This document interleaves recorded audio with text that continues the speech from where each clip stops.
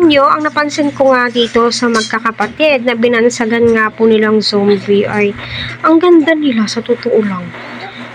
So nagtataka ako bakit zombie yung tawag ng mga tao sa kanila. At alam niyo ba kung bakit natuwa si Kalinga Prab sa magkakapatid? Alam niyo, viral na viral po ito sa social media ngayon, especially sa YouTube account nga po ni Kalinga Prab.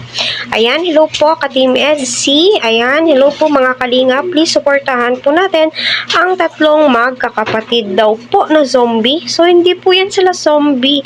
Nabansagan lamang po yan sila. Kita naman po natin kung gaano kahirap ang kanilang buhay. Nasa bundok po sila nakatira. Kita naman po natin kung gaano kahirap. Pero alam nyo, kapag sanay ka sa bundok is mabubuhay ka po talaga.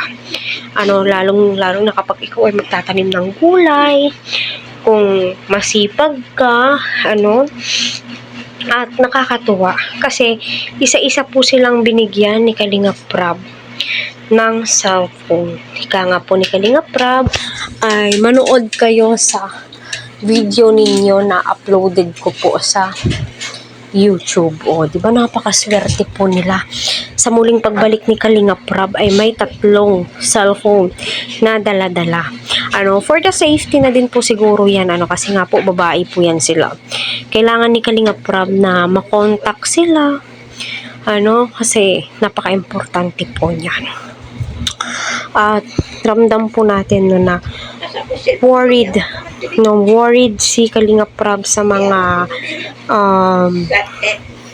sa kanila kasi tatlo po silang babae diba? Tatlo po silang babae. Parang sila lang yung nandyan, diba? Kaya masasabi mo po talagang